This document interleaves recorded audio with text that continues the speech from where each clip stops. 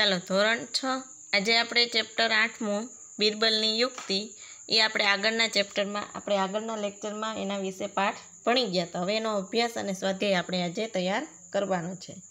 અભ્યાસમાં છે કે નીચેના વિકલ્પો છે એમાંથી સાચો વિકલ્પ પસંદ કરીને બોક્સમાં એનો ક્રમ લખવાનો છે. પેલું છે વહેલી સવારે બાદશાહ ઝરૂખાની નીચે શું જોયું? તો વહેલી સવારે બાદશાહ ઉઠ્યા તો એને ઝરૂખાની નીચે શું જોયું હતું? તો કે નોકર ચોકાણમાંથી ઝાડુ લેતો હતો. ચોકાંગ એટલે મેદાનમાંથી ઝાડુ લેતો હતો. ચોકાન વાળતો હતો, એનું જે મેદાન છે એ વાળતો હતો. બીજું છે રાજ્ય પર કયા રાજાએ ચડાઈ કરી? તો રાજ્ય ઉપર કયા રાજાએ? બુલેનખંડના રાજા. ક. ત્રીજું છે નોકરને જવાબ શીખવનાર કોણ હતું?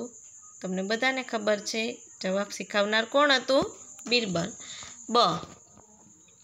પછી છે નીચેના પ્રશ્નોના ઉત્તર એક એક વાક્યમાં આપો.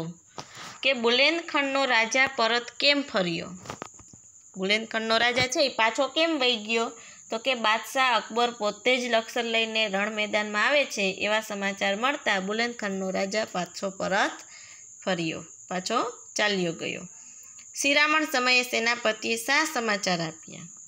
શિરામણ એટલે કે સવારનો નાસ્તો કરતા હતા તો એના સેનાપતિ આવી અને શું સમાચાર આપ્યા? તો કે શિરામણ સમયે સેનાપતિએ બાદશાહને સમાચાર આપ્યા કે બુલેનખંડનો રાજા લશ્કર લઈને આપણા રાજ્ય ઉપર ચડી આવ્યો છે. ત્રીજું છે બેગમે બાદશાહને શા માટે સમાચાર આપ્યા? બાદશાહને શા સમાચાર આપ્યા? બેગમે છે એની બાદશાહને શું કીધું? એમ સમાચાર શેના સમાચાર આપ્યા? તો શું કીધું હતું? કે મારા ભાઈને સાપ કરડ્યો છે અને તેને જલ્દી સાપ ઉતારનારના ઘરે લઈ જવાનો છે એવા સમાચાર આપ્યા હતા. હવે તે પછી સ્વાધ્યાયના પ્રશ્ન જવાબ છે. તો નીચેના પ્રશ્નના ઉત્તર આપો. બાદશાહને પોતાનો દાડો બગડશે એવું કેમ લાગ્યું? બાદશાહને દાડો એટલે દિવસ, આખો દિવસ બગડશે એવું કેમ લાગ્યું?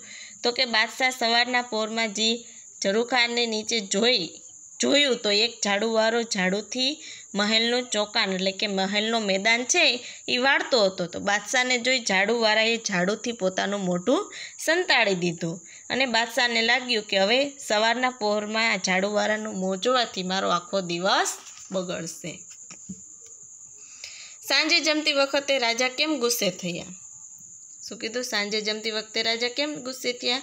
તો સાંજે જમતી વખતે રાજા કોળીઓ મોંમાં મૂકવા જતા હતા તેવામાં તેના થાળમાં એક ગરોળી પડી. રાજાના મનમાં સવારે ઝાડુવાળાનું મોં જોયું તેથી વહેમ હતો તો ગરોળી થાળમાં પડતા એ વહેમ પાકો થયો. આથી તેને સાંજે ગુસ્સો થયો હતો. રાજાના દર્શન કરતી વખતે ઝાડુવાળાએ શું કહ્યું? તો રાજાના દર્શન કરતી વખતે ઝાડુવાળાએ કહ્યું કે કાલે સવારે જ્યારે તમે મારું મોં જોયું હતું તે સમયે મેં પણ તમારું મોઢું જોયું હતું. આપનો તો માત્ર દિવસ જ બગડ્યો હતો.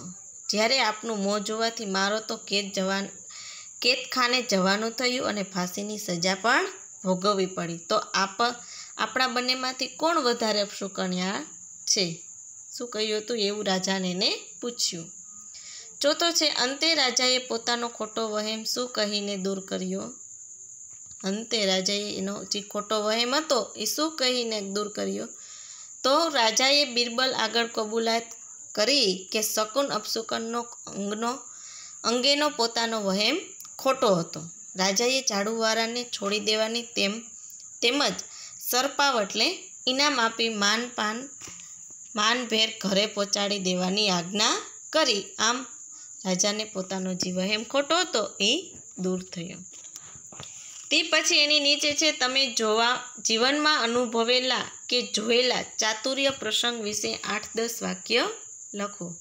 તમે જે જીવનમાં અનુભવ્યું હોય અથવા જોયું હોય ચાતુર્ય પ્રસંગ એટલે કે કોઈ ચોરી કરી હોય અને પકડાઈ ગયું હોય અને એને શું સજા કરીને શું તમે એને કર્યું છે, હેલ્પ કરી કેવી રીતના, એ તમારે આમાં એના વિશે 8-10 વાક્ય લખવાના છે. પછી ત્રીજો છે કે નીચેના શબ્દોનો માટે એક શબ્દ આપો. શબ્દ સમૂહ માટે એક શબ્દ આપો. પેલું છે સવારનો નાસ્તો તો આવશે શિરામણ. બીજું છે ઝટપટ ઉકેલી ન શકાય તેવો પ્રશ્ન, તો આવશે કોયડો.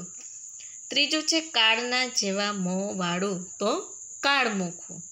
ચોથું છે મુસ્લિમ ધર્મ મુજબ ખાટમાં સબ ગોઠવેલું હોય તે, તો એને શું કહેવાય? મયત. અને પાંચમું છે શાબાશી બદલ અપાતો પોશાક, તો આવશે સરપાવ. સરપાવ એટલે શાબાશી બદલ એટલે ઇનામમાં આપવા આવતું કપડાં.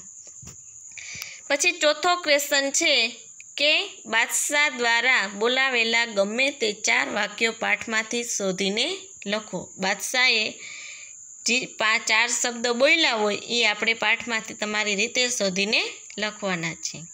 પાંચમો છે નીચેના મુદ્દાઓ પરથી વાર્તા લખો. હું અહીંયા મુદ્દાઓ વાંચું છું અને વાર્તાનું નામ બોલું છું, એના ઉપરથી તમારે વાર્તા જાતે લખવાની છે.